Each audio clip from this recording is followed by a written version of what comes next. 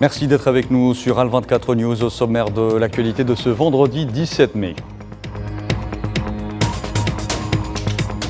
Au moins 31 martyrs et 56 blessés au 224e jour de l'agression de l'entité sioniste contre la bande de Gaza. Le bilan provisoire des martyrs passe à 35 303.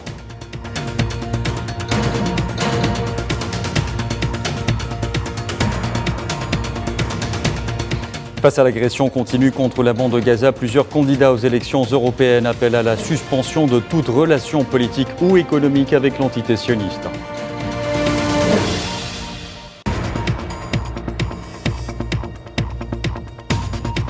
Au Sénégal, le Premier ministre Ousmane Sonko évoque la possibilité de fermer les bases militaires étrangères, notamment françaises, sur le territoire sénégalais.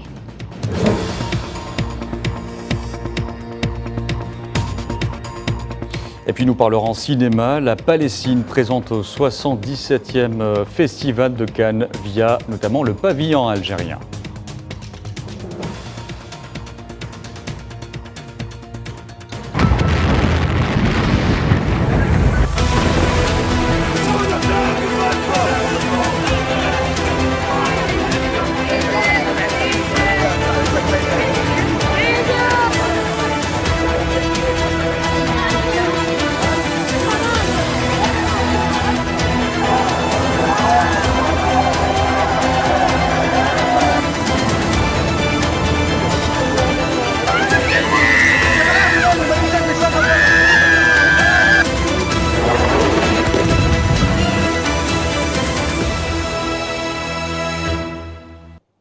Bonsoir à tous. Au 224e jour de l'agression génocidaire contre la bande de Gaza, les forces de l'occupation sioniste ont commis au moins 4 massacres au cours des dernières 24 heures, faisant 31 martyrs et 56 blessés. Le bilan des victimes de ce génocide depuis le 7 octobre s'est alourdi à 35 303 martyrs et 79 261 blessés.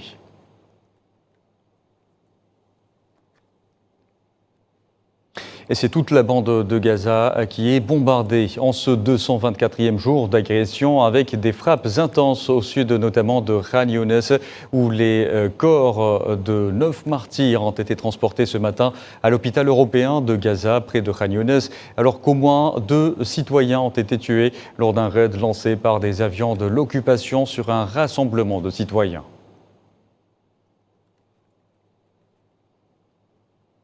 Et au nord, à Jabalia, où la résistance palestinienne mène des batailles acharnées, plusieurs citoyens ont été blessés lors de violents raids lancés par l'aviation d'occupation sur le camp de Jabalia. Et l'artillerie de l'occupation qui a bombardé diverses zones du nord de la bande de Gaza a fait exploser un certain nombre d'habitations dans ce même camp de Jabalia.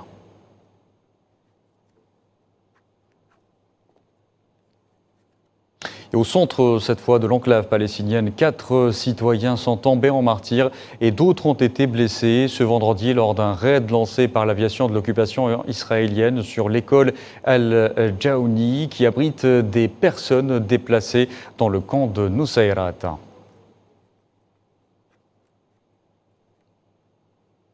Et parmi les victimes des bombardements de l'entité sioniste figurent souvent des journalistes. Selon le bureau des médias du gouvernement à Gaza, le bilan des journalistes tombés en martyrs s'est alourdi à 147 depuis le début de l'agression sioniste contre la bande de Gaza. Les institutions palestiniennes et internationales ont déjà averti que l'armée de l'occupation sioniste ciblait les équipes de presse dans la bande de Gaza.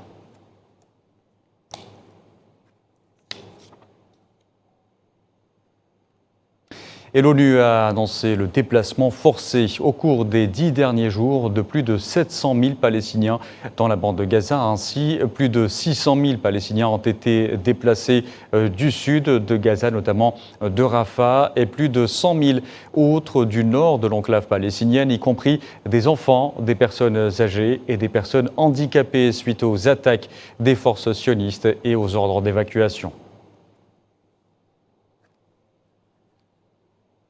Et depuis le 6 mai, date à laquelle l'armée sioniste a ordonné aux civils de quitter l'est de Rafah, aucune fourniture médicale n'est parvenue à l'OMS, l'Organisation mondiale de la santé, qui a relevé aussi une absence totale de carburant. Is putting us at a difficult situation when it comes to the closing of Rafah crossing. La fermeture du passage de Rafah, la fermeture de ce passage nous met dans une situation difficile en ce qui concerne la circulation des personnes, du personnel médical, la rotation du personnel de l'ONU et de nombreux éléments de l'équipe médicale. Mais plus important encore, en matière de fourniture, nous n'avons pas pu le faire. Je n'ai pas reçu de fourniture. Les dernières fournitures médicales que nous avons reçues à Gaza datent d'avant le 6 mai. Et face à ce manque cruel de moyens, l'hôpital koweïtien, le seul encore fonctionnel de Rafah, continue à recevoir de nombreux patients. Mais une offensive d'envergure sur Rafah risquerait de le rendre hors service, malgré le dévouement du personnel médical. Sohila Kilal. Une roquette s'écrase à quelques mètres de l'hôpital koweïtien, dernier établissement médical encore en service à Rafah. Cette énième frappe sioniste ravive les craintes du personnel médical de voir leur hôpital être dans le viseur sioniste.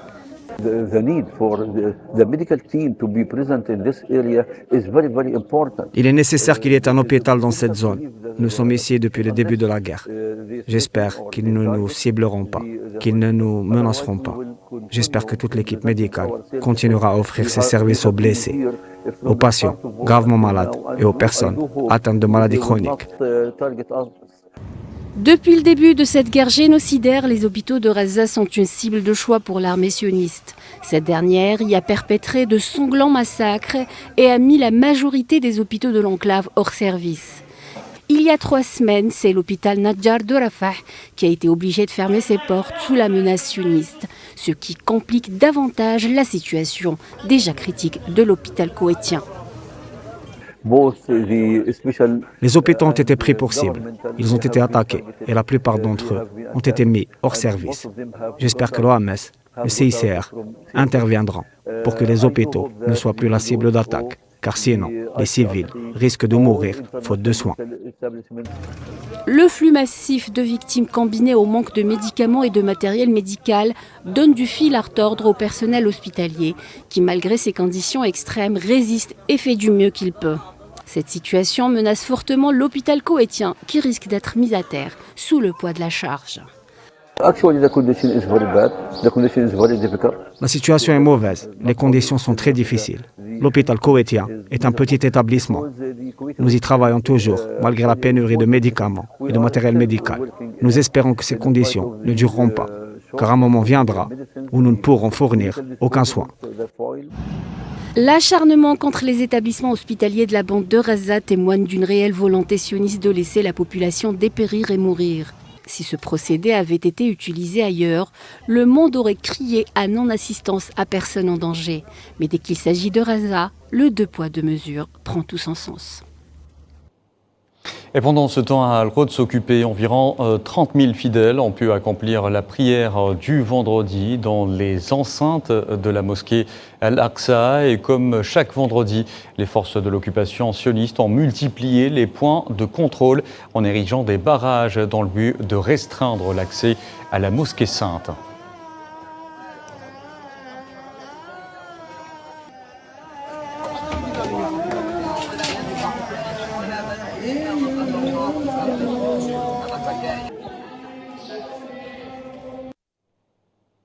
Et l'Espagne a refusé l'autorisation d'accoster au port de Carthagène à un navire transportant une cargaison d'armes à destination de l'entité sioniste. Selon le ministre espagnol des Affaires étrangères, José Manuel Álvarez, qui a précisé que c'était la première fois que l'Espagne agissait de la sorte. Madrid qui a annoncé récemment son intention de reconnaître l'État palestinien.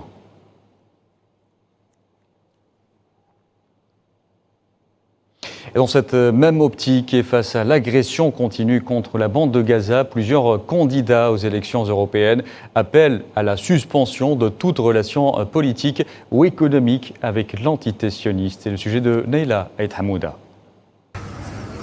le génocide sioniste contre Gaza s'invite aux élections européennes. En pleine campagne, les appels à suspendre l'accord d'association Union européenne-Israël se multiplient.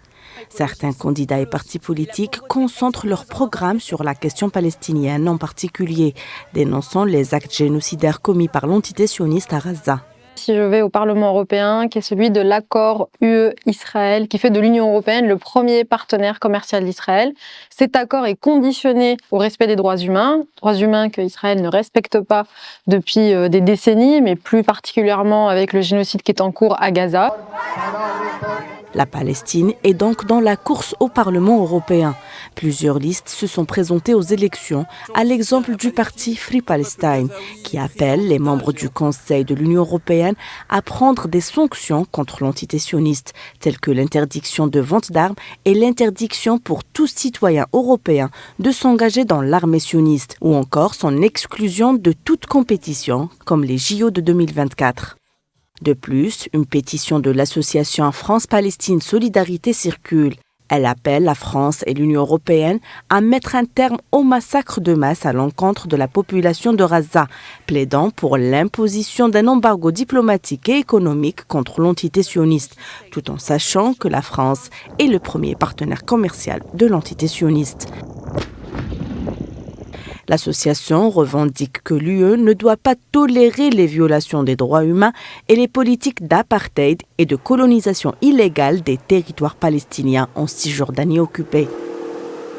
L'Union européenne a clairement toutes les cartes en main pour imposer un cessez-le-feu à Gaza, pour mettre tout le monde autour de la table de négociation et ne pas être au soutien d'un régime politique qui a décidé de se sentir au-dessus des lois et de commettre aujourd'hui un génocide.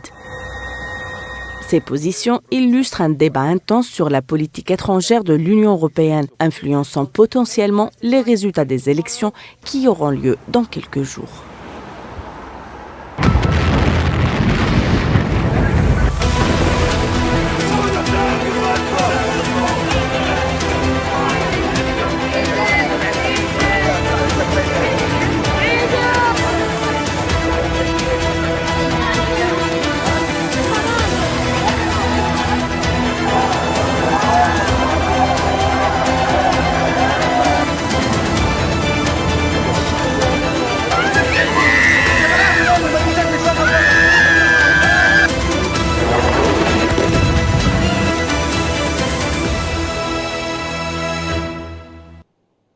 Dans le reste de l'actualité de ce vendredi, parlant coopération algéro-africaine et de l'Algérie qui a affirmé à Malabo, capitale de la Guinée équatoriale, qu'elle resterait un partenaire engagé soutenant toutes les initiatives visant à renforcer la coopération et l'intégration économique en Afrique, et ce, lors de la participation de l'Algérie aux travaux de la 4e session ordinaire du comité technique spécialisé de l'Union africaine pour le commerce, le tourisme, l'industrie et les ressources minérales.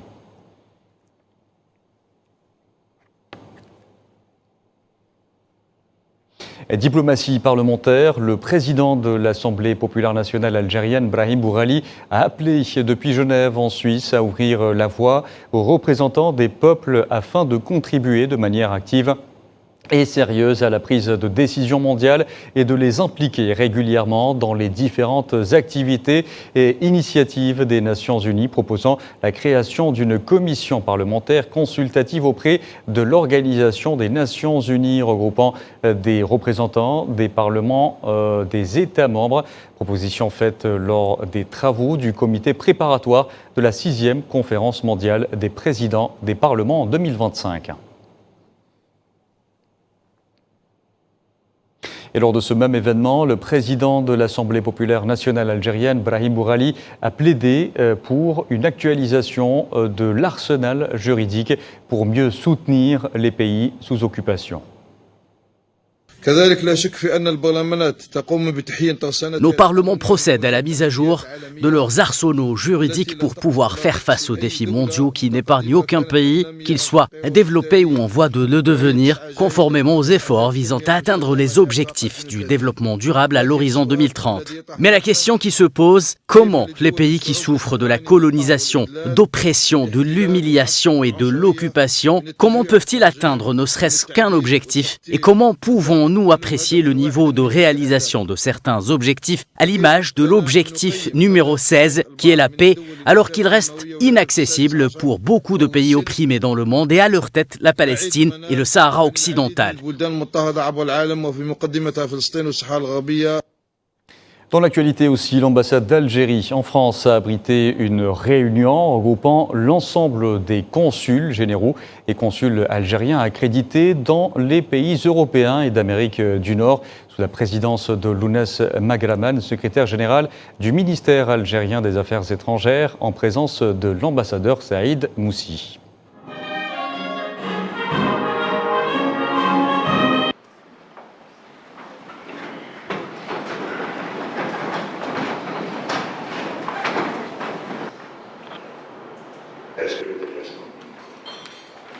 Nous avons tenu ce matin une réunion importante qui s'inscrit dans le cadre de réunions périodiques qui nous réunit avec nos consuls généraux et nos consuls en France, par-delà la France en Europe et en Amérique du Nord, justement pour essayer de faire une évaluation des importantes décisions prises par les plus hautes autorités du pays, notamment le président de la République Abdelmajid Tebboune, pour faciliter les prestations consulaires, pour rapprocher davantage notre communauté de ces postes consulaires et faire en sorte que désormais les prestations consulaires soient à la mesure des attentes de notre communauté établie dans ces pays.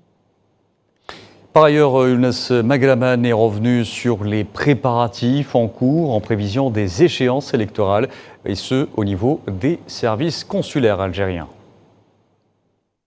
Nous avons également eu l'occasion de traiter des questions liées aux prochaines échéances nationales d'importance majeure pour le pays, notamment la prochaine élection présidentielle du 7 septembre. Et nous avons pu, avec nos consuls, partager des informations, mais aussi travailler sur la base des demandes qui ont été exprimées par nos postes pour leur mettre à leur disposition les moyens qu'il faut pour faire de cet événement un succès total.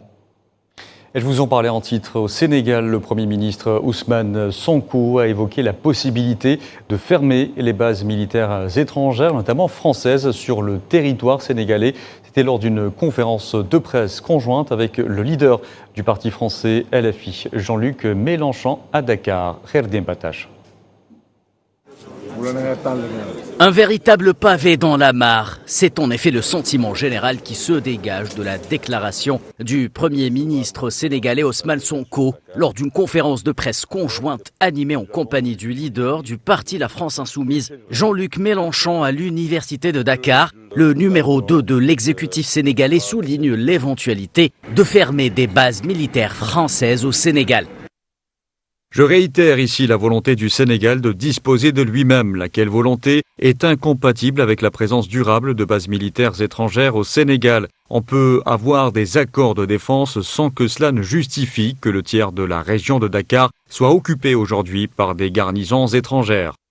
Une annonce qui vient conforter celle faite dans la presse sénégalaise sur la réduction des effectifs militaires français au Sénégal. En juin prochain, c'est la marine française qui devrait quitter le pays. La base de Ouakam sera libérée aux 3/4 par ses occupants. À terme, la présence militaire française, estimée à près de 350 hommes après une première réduction intervenue en 2010, sera fortement réduite à la fin de l'année 2024 et ne devrait plus être constituée que de 260 éléments français au Sénégal. Début 2023, la France disposait de 4 bases permanentes Au Sénégal, 350 hommes. En Côte d'Ivoire, 950 hommes. Au Gabon, 350 hommes. Et Djibouti, avec 1450 hommes. Officiellement, les éléments français au Sénégal réalisent des missions de formation et d'entraînement au profit des armées locales. Le Premier ministre sénégalais, qui a précisé s'exprimer en tant que chef de parti non du gouvernement, a également fustigé l'attitude néocolonialiste de l'Occident vis-à-vis de l'Afrique, notamment sur la question de la monnaie. Aucun pays africain presque ne peut s'endetter en devise locale. Et cela doit cesser parce que nous en subissons les contre-coups. Et ce que nous voulons également, c'est une monnaie flexible, arrimée au moins à 2 devises, à même d'aider à amortir les chocs exogènes et accompagner notre compétitivité à l'exportation. Je ne pourrai pas faire tous les développements sur la question monétaire, mais si j'en parle, c'est que à chaque fois qu'un homme politique africain soulève la question monétaire, il devient le diable incarné. Du côté de Paris, les déclarations de Sonko ne devraient pas passer inaperçues compte tenu du rejet continental grandissant à l'égard de la politique étrangère française en Afrique qui se traduit par le départ des troupes de plusieurs pays à l'image du Mali et du Niger. Vladimir Poutine en visite d'État en Chine. Au-delà de l'aspect stratégique abordé hier, les présidents russes et chinois, Xi Jinping, ont renforcé leur partenariat économique. Le marché chinois est la bouée de sauvetage de l'économie russe, selon Vladimir Poutine. Les détails avec Safouane Ben Sabri.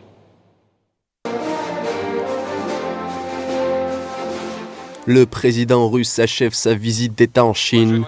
Une visite de 2 jours qui s'est soldée par l'établissement de divers partenariats dans les domaines de l'économie, de l'espace, de la défense, entre autres. Par ailleurs, une mise en valeur de la concordance des positions de Pékin et de Moscou sur des questions telles que Taïwan ou encore le conflit ukrainien. Aujourd'hui, le volet économique a été largement abordé par les 2 chefs d'État. La Russie est en proie à des sanctions occidentales. La Chine, quant à elle, se trouve dans une véritable guerre économique contre les États-Unis. Le marché chinois est la bouée de sauvetage de l'économie russe, a déclaré Vladimir Poutine, témoignant de la stratégie de pivotement engagée par Moscou suite au boycott par l'Occident de l'économie russe. La Russie, 2e exportateur de gaz au monde après les États-Unis, se dit prête à fournir à la Chine l'énergie nécessaire. Notre alliance stratégique dans le secteur de l'énergie, qui est devenu le pilier de soutien de l'ensemble du marché mondial, sera, j'en suis sûr, encore renforcée. La Russie est prête et capable de fournir à l'économie, aux entreprises, aux villes et aux villages chinois de l'énergie, de la lumière et de la chaleur propre et abordable de manière ininterrompue et fiable. La Chine, dont l'économie est particulièrement énergivore, a besoin de ressources énergétiques russes, étant donné la croissance de la classe moyenne chinoise. Le pays se classe au 3e rang mondial des pays consommateurs de gaz naturel. En outre, les échanges commerciaux entre la Chine et la Russie s'élèvent désormais à un chiffre record, en dépassant la barre des 200 milliards de dollars. La solidification de l'axe Moscou-Pékin résonne à Washington. La Maison-Blanche a reproché à Pékin de jouer sur les 2 tableaux, voyant d'un mauvais œil l'alliance sino-russe. Allez, parlons cinéma avec le Festival de Cannes. Je vous l'ai promis en titre, nous allons revenir sur la présence de l'Algérie, une présence qui marque l'ancrage de l'identité cinématographique algérienne et au même titre l'importance de la solidarité des peuples pour cette 77e édition de ce festival où le pavillon algérien au marché du film héberge celui de l'État de Palestine. Iman Merad. Dans un contexte géopolitique extrêmement tendu, au sein de la guerre en cours contre l'identité palestinienne et son histoire, le Palestine Film Institute accomplit son devoir de soutenir les films et les récits palestiniens dans les événements internationaux. Pour cette 77e édition du Festival de Cannes, en collaboration avec Cannes Doc 2024, le PFI présente 4 documentaires en cours dans le cadre du Palestine Showcase. Ces manifestations culturelles permettent aux cinéastes et aux producteurs de présenter leurs longs métrages documentaires en cours sur la Palestine aux décideurs et aux programmateurs de festivals. Une plateforme permettant aux réalisateurs de s'engager avec la communauté cinématographique mondiale et de participer aux événements de cette industrie. Face à un silence assourdissant des instances internationales sur les génocides sionistes commis à Gaza, présenter des films palestiniens dans cette conjoncture constitue un porte-voix pour la cause palestinienne. The Deer's Tooth, le court-métrage palestinien de Saïf Hammash, étudiant à l'université Dar el-Kalima de Beit Lahm, est sélectionné pour cette 77e édition du Festival de Cannes, dans la compétition internationale des courts-métrages des écoles de cinéma. Le jeune homme s'efforce d'exaucer la dernière volonté de son frère assassiné par les Israéliens. Le film aborde les difficultés, les obstacles et les émotions auxquelles le jeune homme est confronté pour réaliser ce souhait et honorer la mémoire et la dernière volonté de son frère. L'Algérie fait son comeback cette année, une présence marquée par le déploiement du pavillon algérien sur l'esplanade de la ville, pavillon qui héberge par la même occasion celui de l'État de Palestine. Cette participation au marché du film symbolise un tournant majeur pour le cinéma algérien. Elle contribue non seulement à enrichir la diversité culturelle de l'événement, mais aussi à consolider sa notoriété internationale. Héberger le pavillon de l'État de Palestine permet d'exprimer la solidarité de l'Algérie avec ce pays opprimé, mais surtout médiatiser la cause palestinienne dans l'une des plus grandes manifestations culturelles internationales. Plusieurs stars du cinéma ont affiché leur soutien à la Palestine, notamment l'actrice franco-algérienne Leila Berti, en arborant un petit pin sous forme de pastèque sur sa robe noire pour sa première montée des marches de la saison. Et c'est la fin de ce journal. Merci à vous de l'avoir suivi. Excellente soirée à tous.